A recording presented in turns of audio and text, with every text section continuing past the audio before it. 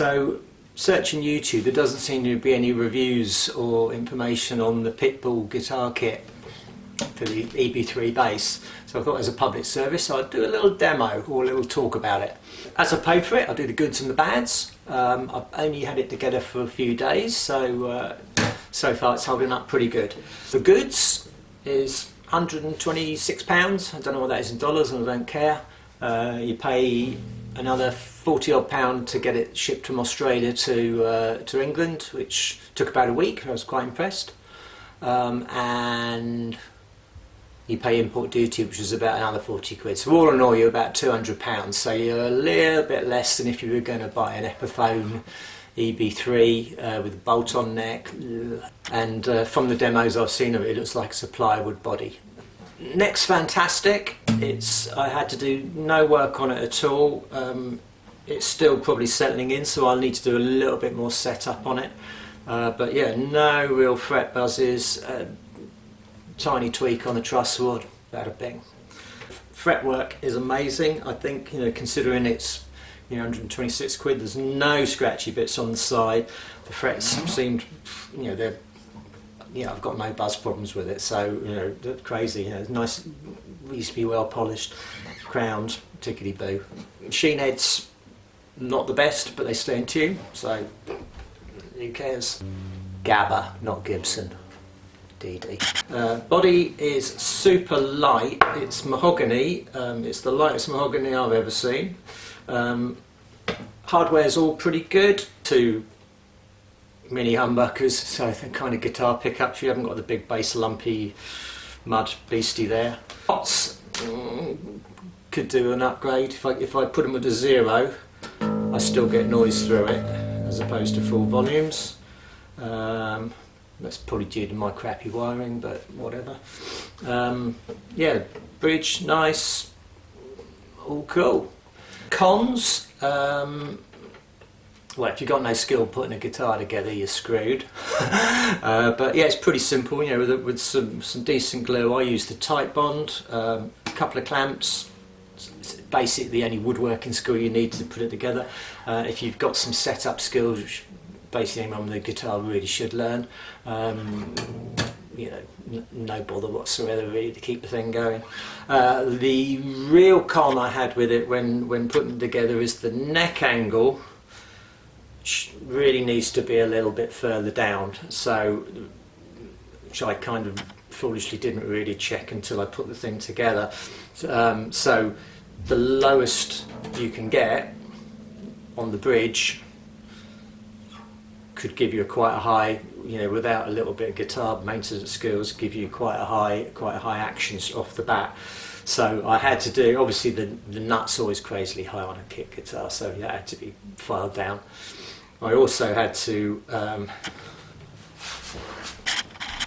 recess the foal that goes in for the bridge there, just to make sure that was as low as it possibly could go, and I've had to file down the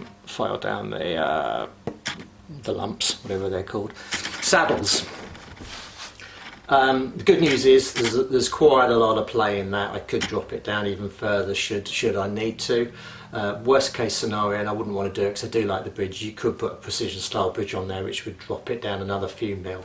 Reality is that the setup, with taking about 2 mil off there, not even that, maybe 2 mil max, drops it to a perfectly reasonable action. I like them quite low. I might, once it's settled in, just take it down a few more scrapes. It's fantastically playable.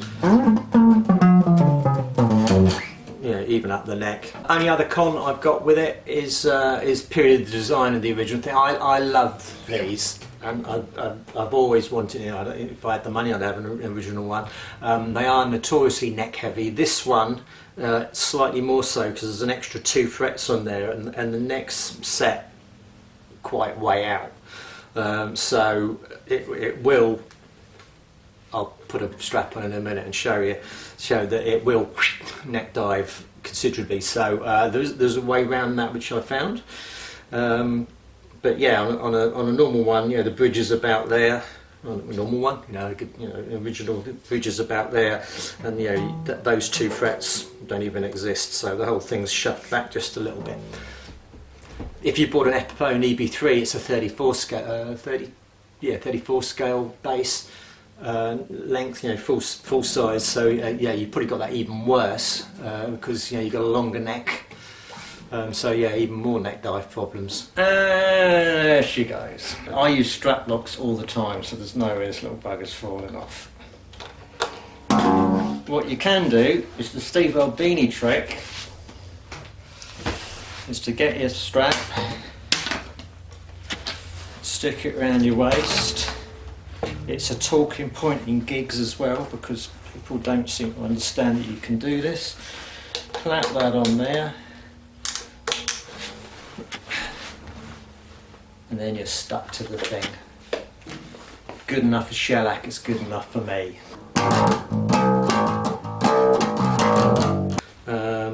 Sound wise, neck.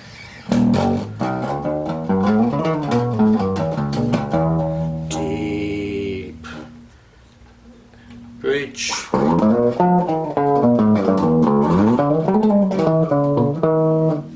Jazzier. Cool, yeah, it works in some songs. And then my favourite, both together.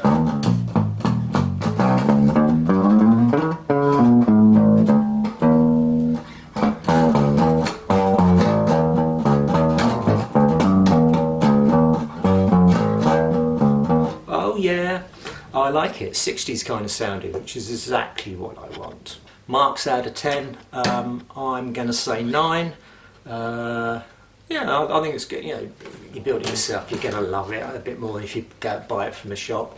I think if they just sorted out that slight angle, someone with no previous making chops would probably be a bit flummoxed by the fact that they've got a centimetre high potential action if they don't get it right first off.